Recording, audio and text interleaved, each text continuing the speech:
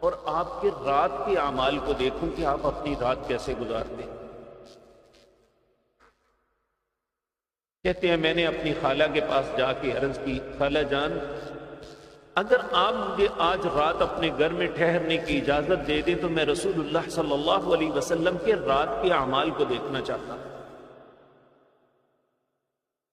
نبی کریم صلی اللہ علیہ وسلم تشریف لائے، آپ سو گئے۔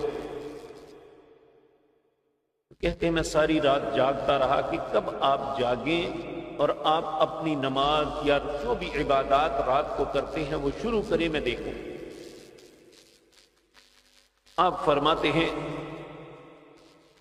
آپ اٹھے، اٹھنے کے بعد آپ نے جو بھی کیا پھر اس کے بعد آپ واش روم بیت الخلا گئے۔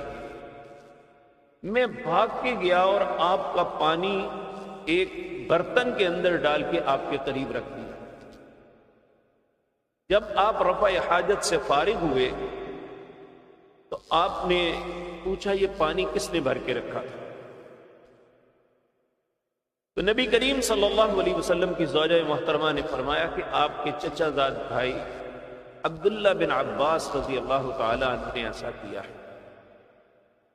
رات کا آخری پہر تھا، اللہ رب العزت کے سامنے نبی کریم صلی اللہ علیہ وسلم نے ہاتھ اٹھائے، کہنے لگے اللہم فقہہ فی الدین،